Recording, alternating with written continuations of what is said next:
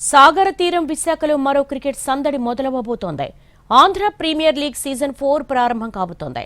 3 సీజన్లలో ఎందరో ప్లేయర్స్ కు మంచి ప్లాట్ఫామ్ గా మారిన ఏపీఎల్ 4 సీజన్ కూడా ప్రతిష్టాత్మకంగా నిర్వహించేందుకు ఏర్పాట్లు చేస్తున్నారు ఏసీఏ ప్రతినిధులు. ఏసీఏ వీడీసీఏ స్టేడియంలో వచ్చే నెల 8వ తేదీ నుంచి ఐపీఎల్ సీజన్ 4 ప్రారంభం కాబోతోంది. ఏపీఎల్ 4 కు సంబంధించి మరిన్ని వివరాల కోసం ఏసీఏ సెక్రటరీ సానా సతీష్ తో మా ప్రతినిధి చిరంజీవి ఫేస్ టు ఫేస్.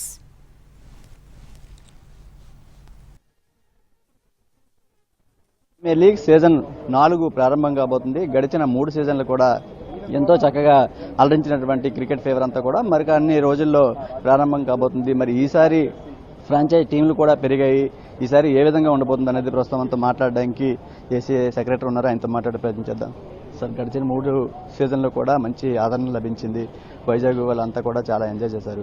మరి ఈసారి ఎలా ఉండబోతుంది సీజన్ 4? సీజన్ 4 ఇంచుమించు చాలా గత 3 సీజన్ కన్నా చాలా బాగుంటుందని చెప్పడానికి కారణం ఏంటంటే కొత్త ఫ్రాంచైజీలు వచ్చినాయి. అధికంగా వాళ్ళు మొత్తం పెట్టి ఫ్రాంచైజీలు తీసుకున్నారు. దానివల్ల ద స్పెండ్ కెపాసిటీ పెరిగింది కాబట్టి సీజన్ కూడా చాలా అద్భుతంగా ఉంటుందని అనుకుంటున్నాం. ఎందుకంటే ఈ మ్యాచ్లు పెరిగినాయి. వీళ్ళు ప్లేయర్స్ బట్ట ద ఫ్రాంచైజ్ కూడా వెచ్చించే విధానం కూడా బాగుంది. దీనివల్ల కొత్త క్రీడాకారులు వస్తారు. ప్రత్యేకంగా వచ్చిన ఈ 7 ఫ్రాంచైజ్ ఓనర్స్కి ప్రత్యేక కృతజ్ఞతలు. ఎందుకంటే వాళ్ళు అంతంత డబ్బులు పెట్టి వెచ్చించారు. దీంట్లో డబ్బులు మిగులుతాయా పోతాయా అన్నది కాకుండా క్రీడాకారులను డెవలప్ చేయడానికి చేసింది ఇది కాబట్టి వాళ్ళకి ప్రత్యేకమైన అభినందనలు.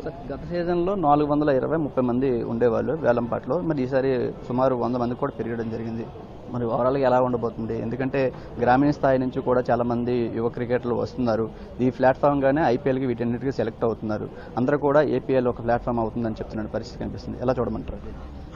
అదే అండి, ఇప్పుడు యాక్చువల్గా లాస్ట్ ఇయర్ 410 మంది 420 మంది సిబ్యాడ్లో 530 మందికి ఎందుకు వచ్చారంటే మేము ఎక్కువ మంది క్రీడాకారులకు అవకాశం ఇచ్చాం ఏపీఎల్ ద్వారా ముందుకు వెళ్ళడానికి. అదేవిధంగా ఫస్ట్ టైం ఒక 2 అండర్-16 ప్లేయర్స్ని కూడా ఎమర్జింగ్ ప్లేయర్ని కూడా తీసుకోమని చెప్పడం జరిగింది. ఫస్ట్ టైం అండర్-16 తీసుకురావడం వల్ల ప్లేయర్స్ కూడా పెరిగారు. చిన్న అండర్-16 వాళ్ళు ఇప్పుడు ఇండియా కూడా ఆడగలిగే స్థాయికి వెళ్తున్నారు కాబట్టి చిన్న ప్లేయర్స్ని ఎంకరేజ్ చేద్దామని అంచేత కొత్త టాలెంట్ చాలా వరకు ఈసారి బయటపడద్దని ఆశిస్తున్నాం. ఈ వేలంపాట అనేది ఎన్ని కేటగిరీలో జరగబోతుంది? అంటే ప్లేయర్స్ని ఎవరైనా సరే డివైడ్ చేయడం జరిగిందా? ఏ విధంగా ఉండబోతుంది? వేలంపాటలో 4 కేటగిరీలు చేశారండి. ఒకటేమో మార్కెస్ ప్లేయర్స్ అని, వాళ్ళు ఆల్రెడీ ఐపీఎల్ ఆడిన ప్లేయర్స్ ఎవరు ఉన్నారో వాళ్ళు 9 మందిని మార్కెస్ ప్లేయర్స్ అన్నారు. తర్వాత ఏ కేటగిరీ, బి కేటగిరీ, సి కేటగిరీగా నివేదించారు. ఇది ప్రస్తుతం అయితే దీనికి సంబంధించి ఇప్పటికే 3 సీజన్లు కూడా విశాఖలో చాలా గ్రాండ్ గా జరిగాయి. 4వ సీజన్ కూడా మరి అదే స్థాయిలో, అంటే గతంలో 6 సీజన్లు ఉండేవి. కానీ ఈసారి ఒక టీం కూడా మారింది, ఫ్రాంచైజీ కూడా. అయితే మొత్తంగా చూసుకుంటే 7 ఫ్రాంచైజీలు ఈసారి మ్యాచ్లు కండక్ట్ చేస్తున్నారు. అయితే గడిచిన 3 సీజన్లో కూడా ఎంతో మంది టాలెంటెడ్ ప్లేయర్స్ మనం చూసుకోవచ్చు.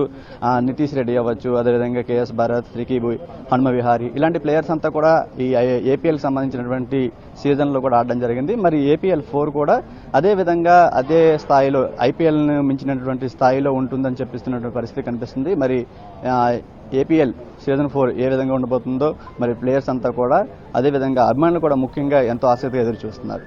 గవర్నమెంట్ రవితో చిరంజీవి ఎన్టీవీ విశాఖ నుంచి.